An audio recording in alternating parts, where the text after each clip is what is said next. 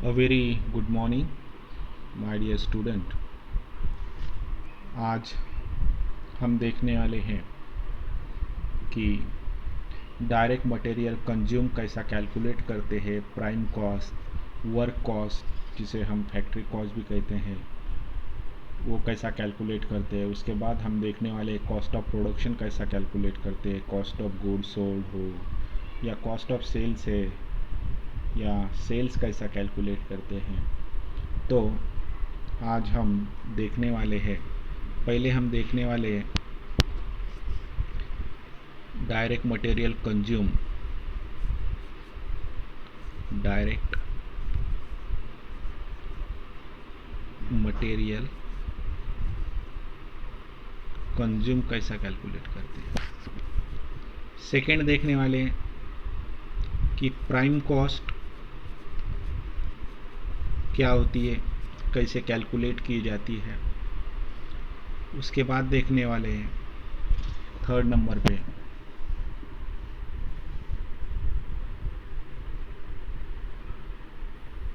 Work cost.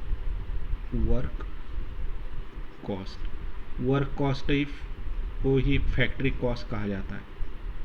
Work cost को ही factory cost कहते हैं। वो कैसा कैलकुलेट करते हैं। उसके बाद देखने वाले हैं cost of production. Cost of production. उसके बाद हम देखने वाले हैं cost of goods sold. Cost of goods sold. उसके बाद कॉस्ट ऑफ सेल्स और लास्ट देखने वाले सेल्स कैसा कैलकुलेट करते हैं। तो ठीक है, ये 7 पॉइंट आज हम इस लेक्चर के अंदर डिस्कस करने वाले हैं। ये देखो, अब हम देखने वाले हैं कि डायरेक्ट मटेरियल कंज्यूम कैसा कैलकुलेट करते हैं, प्राइम कॉस्ट कैसा कैलकुलेट करते हैं, वर्क कॉस्ट कैसा कैलकुलेट करते हैं, कॉस्ट ऑफ प्रोडक्शन हो, कॉस्ट ऑफ गुड्स सोल्ड हो, कॉस्ट ऑफ सेल्स हो या सेल्स हो। ठीक है, तो हम शुरू करते हैं। ये देखो,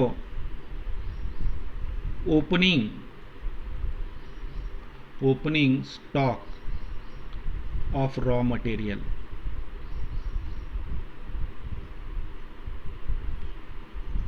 जो भी हो वो शुरुआत में लेते हैं डायरेक्ट मटेरियल कंज्यूम के लिए। Opening stock of raw material लिया जाता है। Opening stock of raw material के अंदर ऐड किया जाता है, क्या ऐड किया जाता है, purchase of raw material. Purchase of raw material, उसका जो भी अमाउंट हो वो आउटर कॉलम में लिखा जाता है।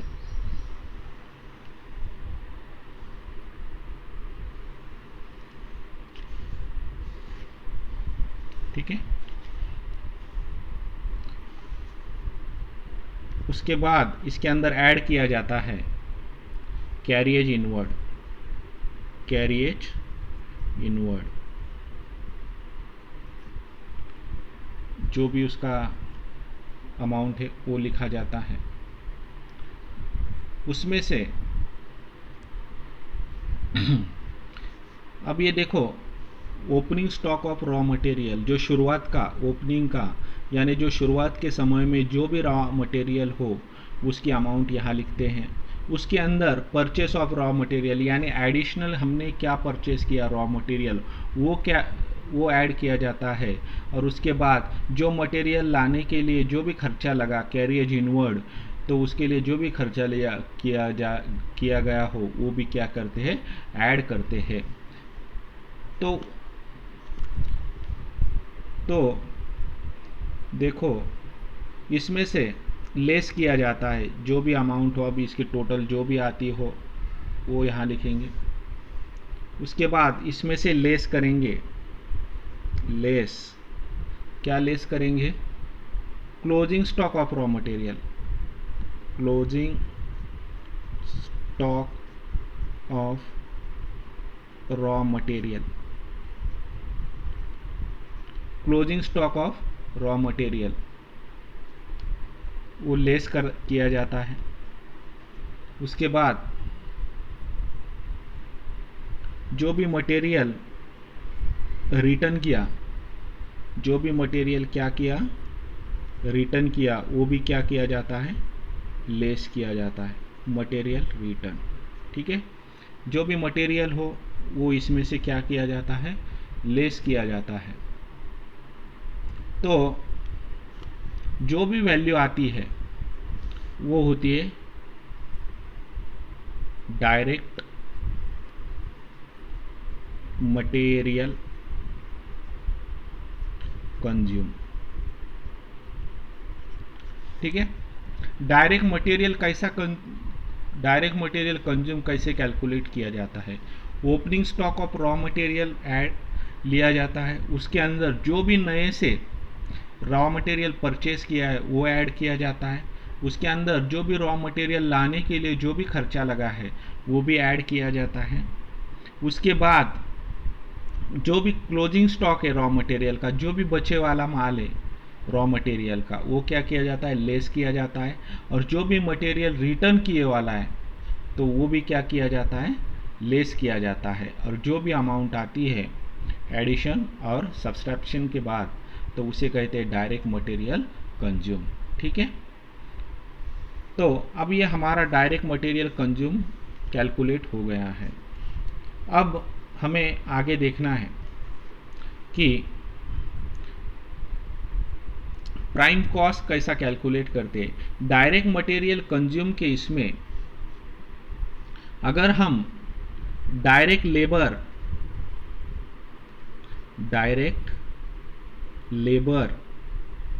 और डायरेक्ट एक्सपेंसेस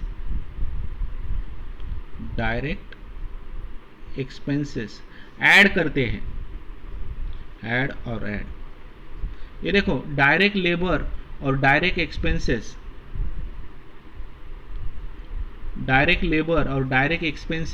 हम क्या करते हैं, ऐड करते हैं।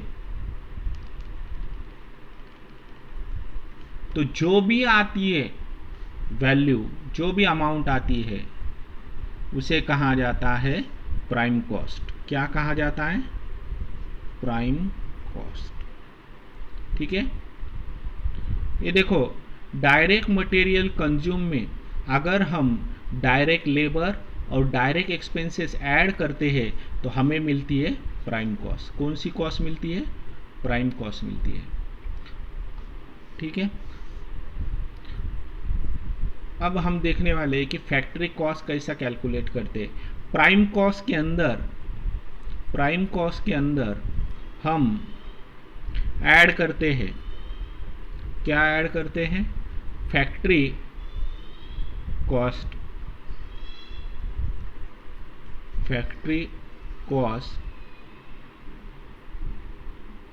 ऐड करते हैं।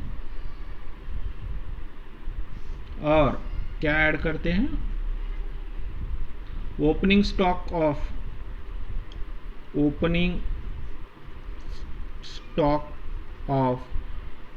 वर्क इन प्रोग्रेस, WIP लिख रहा हूँ शॉर्टकट में, वर्क इन प्रोग्रेस। ये देखो प्राइम कॉस्ट के अंदर ऐड किए फैक्ट्री कॉस्ट और ऐड किया ओपनिंग स्टॉक ऑफ WIP यानी वर्क इन प्रोग्रेस। ठीक है,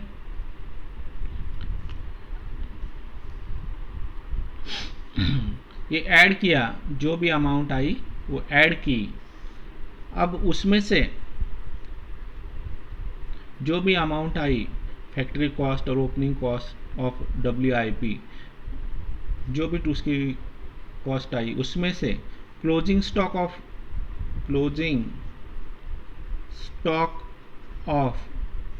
WIP, जो भी क्लोजिंग स्टॉक है WIP का, वर्क इन प्रोग्रेस का, वो लेस किया। और क्या लेस किया, सेल्स ऑफ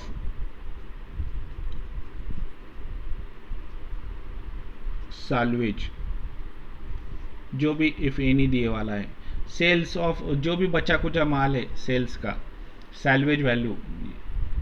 ठीक है, वो सैल्वेज वैल्यू लेस की तो हमें मिलता है वर्क कॉस्ट यानी फैक्ट्री कॉस्ट, उसे कहा जाता है फैक्ट्री कॉस्ट। ये देखो फैक्ट्री कॉस्ट कैसा कैलकुलेट करते हैं। प्राइम कॉस्ट के अंदर ऐड किया जाता है फैक्ट्री कॉस्ट और opening stock of WIP add करते हैं, उसमें से क्लोजिंग स्टॉक ऑफ WIP और सेल्स ऑफ सेल्वेज वैल्यू क्या करते हैं, माइनस करते हैं, तो हमें मिलती है कौन सी कॉस्ट, फैक्ट्री कॉस्ट। ठीक है, अब हम देखने वाले हैं कि कॉस्ट ऑफ प्रोडक्शन कैसा कैलकुलेट किया जाता है। कॉस्ट ऑफ प्रोडक्शन कैसा कैलकुलेट करते हैं। कॉस्ट ऑफ प्रोडक्शन देखिए, फैक्ट्री कॉस्ट के अंदर हम ऐड करते हैं, क्या ऐड करते हैं, ऑफिस और एडमिनिस्ट्रेटिव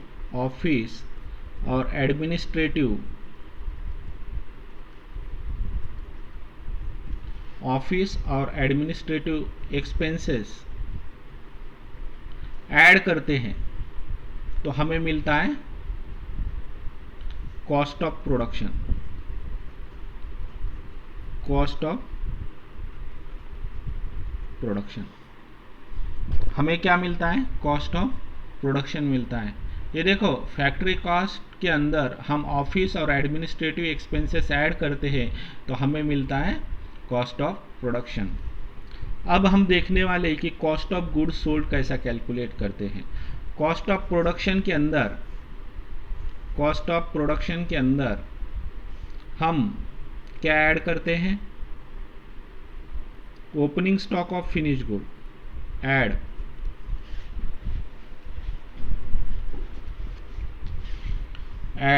क्या करते हैं, opening stock of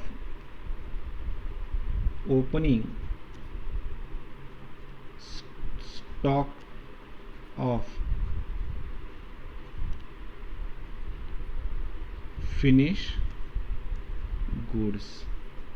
opening stock of finish goods क्या करते हैं, ऐड करते हैं।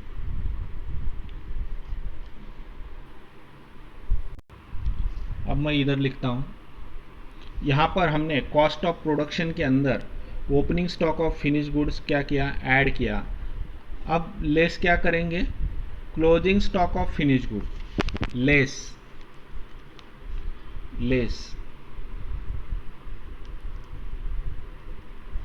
क्लोजिंग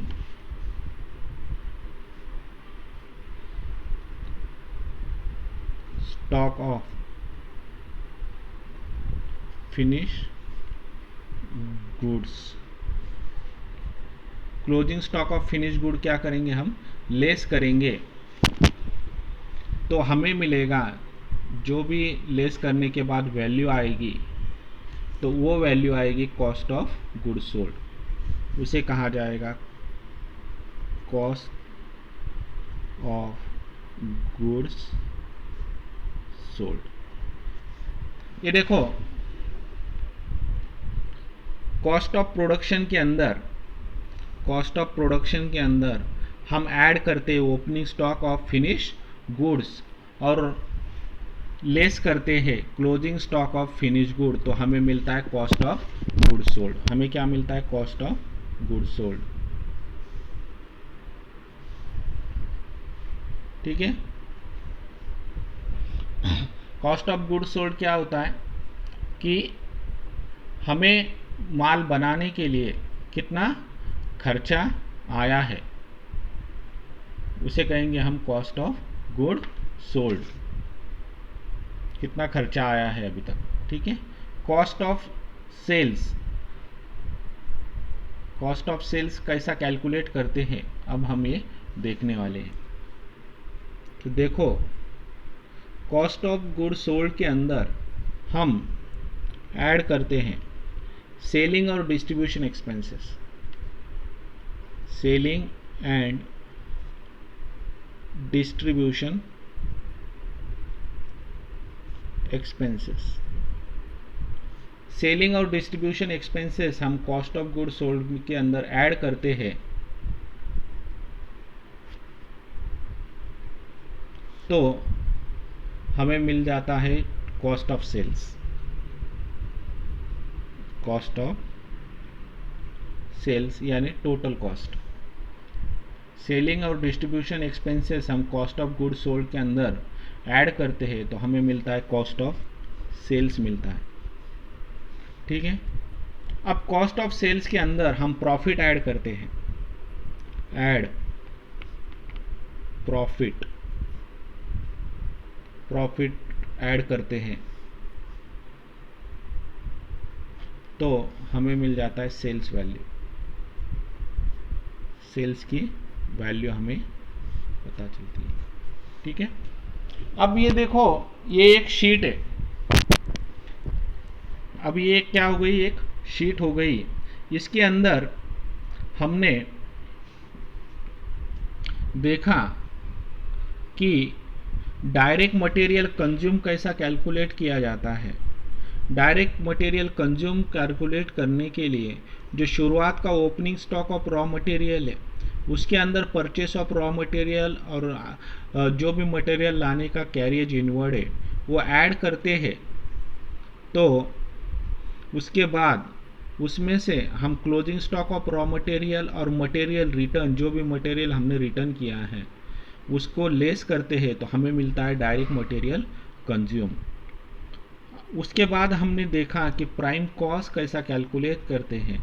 डायरेक्ट मटेरियल कंज्यूम में जो भी डायरेक्ट लेबर का खर्चा है और जो भी डायरेक्ट एक्सपेंसेस है हम उसे ऐड करते हैं तो हम प्राइम कॉस्ट निकालते हैं, तो हमें मिल जाती है प्राइम कॉस्ट। उसके बाद प्राइम कॉस्ट के अंदर फैक्ट्री कॉस्ट और opening stock of WIP work in progress उसे ऐड करते हैं और उसमें से closing stock of WIP work in progress और सेल्स ऑफ सैल्वेज इसे लेस करते हैं तो हमें मिलती है फैक्ट्री कॉस्ट मिलती है। अब फैक्ट्री कॉस्ट के अंदर हम ऑफिस एडमिनिस्ट्रेटिव एक्सपेंसेस ऐड करते हैं तो कॉस्ट ऑफ प्रोडक्शन हमें मिलता है। तो कॉस्ट ऑफ प्रोडक्शन के अंदर हम opening stock of finished goods को ऐड करते हैं और उसमें से लेस करते हैं closing stock of finished good तो हमें मिलता है कॉस्ट ऑफ गुड्स सोल्ड मिलता है। कॉस्ट ऑफ गुड्स सोल्ड के अंदर हम ऐड करते हैं सेलिंग एंड डिस्ट्रीब्यूशन एक्सपेंसेस तो हमें मिलता है कॉस्ट ऑफ सेल्स मिलता है। कॉस्ट ऑफ सेल्स के अंदर हम प्रॉफिट ऐड करते हैं तो हमें मिलती है सेल्स वैल्यू। अब ये जो फॉर्मेट बना उसे कहा जाता है कॉस्ट शीट। अब एग्जाम के अंदर आपको कहा जाता है कि प्राइम कॉस्ट निकालो तो फैक्ट्री कॉस्ट निकालो, उसके बाद कॉस्ट ऑफ प्रोडक्शन कैलकुलेट करो, cost of goods sold calculate करो या कॉस्ट ऑफ सेल्स कैलकुलेट करो या सेल्स वैल्यू कैलकुलेट करो। तो आपको इसी फॉर्मेट में क्या करना पड़ेगा, एडिशन और सब्सट्रैक्शन करना पड़ेगा। अगर आपको कहा जाता है कि डायरेक्ट मटेरियल कंज्यूम कैलकुलेट करो या प्राइम कॉस्ट कैलकुलेट करो तो आपको ये फॉर्मेट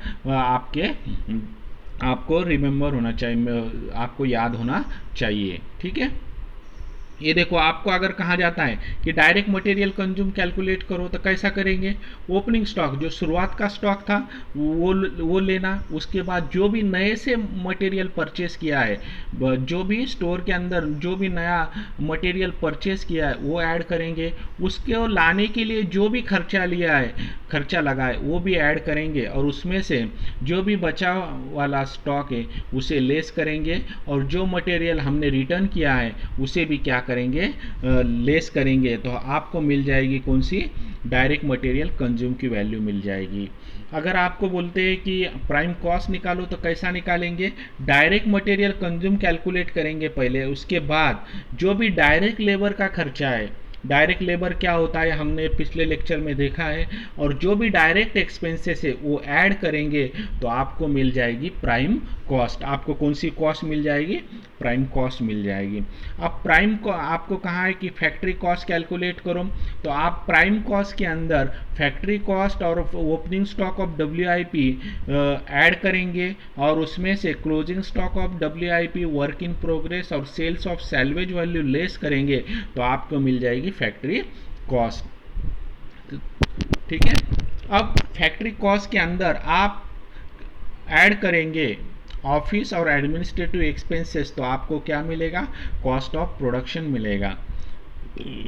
कॉस्ट ऑफ प्रोडक्शन के अंदर आपको कहा गया है कि cost of goods sold calculate करो, तो आप क्या करेंगे, कॉस्ट ऑफ प्रोडक्शन के अंदर ऐड करेंगे opening stock of finish goods और लेस करेंगे closing stock of finish goods, तो आपको मिल जाएंगी cost of goods sold. Cost of goods sold के अंदर आपको कहा गया कि कॉस्ट ऑफ सेल्स कैलकुलेट करो, तो आप कॉस्ट ऑफ गुड्स सोल्ड के अंदर ऐड करेंगे सेलिंग एंड डिस्ट्रीब्यूशन एक्सपेंसेस, तो आपको मिलेगा कॉस्ट ऑफ सेल्स। तो कॉस्ट ऑफ सेल्स के अंदर आप प्रॉफिट ऐड करते हो, कॉस्ट ऑफ सेल्स के अंदर आप प्रॉफिट ऐड करते हो तो आपको मिलेगी सेल्स वैल्यू। ठीक है, तो आज हमने ये देखा कि how to prepare a cost sheet, और इसे ही कहा जाता है कॉस्ट शीट। इसे क्या कहते हैं, कॉस्ट शीट। इसे क्या कहते हैं, कॉस्ट शीट। ये कॉस्ट शीट यानी किसी भी प्रोडक्ट को बनाने के लिए क्या खर्चा लगा, बराबर सारा खर्चा इसके अंदर क्या हुए वाला है, मेंशन हुए वाला है। तो ओवरऑल कॉस्ट शीट के अंदर क्या होता है कि कॉस्ट शीट के अंदर किसी प्रोडक्शन को बनाने के लिए कहाँ कितना खर्चा आता है, इसका ये क्या होता है, ये शीट होती है, इसके अंदर दिए वाला होता है। कॉस्ट शीट के अंदर किसी भी चीज़ को बनाने के लिए, किसी भी प्रोडक्ट को बनाने के लिए कितना खर्चा आता है और उसका सेल्स वैल्यू क्या होती है, वो सारी डिटेल्स कहाँ होती है, कॉस्ट शीट के अंदर होती है। तो ठीक है, आज के लेक्चर में हमने देखा कि how to calculate the cost of direct material consume, उसके बाद हमने देखा प्राइम कॉस्ट कैसा कैलकुलेट करते हैं, फैक्ट्री कॉस्ट जिसे हम वर्क कॉस्ट भी कहते हैं वो कैसा कैलकुलेट करते हैं, कॉस्ट ऑफ प्रोडक्शन कैसा कैलकुलेट करते हैं, और कॉस्ट ऑफ गुड्स सोल्ड कैसा कैलकुलेट करते हैं, और कॉस्ट ऑफ सेल्स हो या उसके बाद उसमें प्रॉफिट ऐड करके सेल्स की वैल्यू क्या होगी, ये सारी चीज़ें आज हमने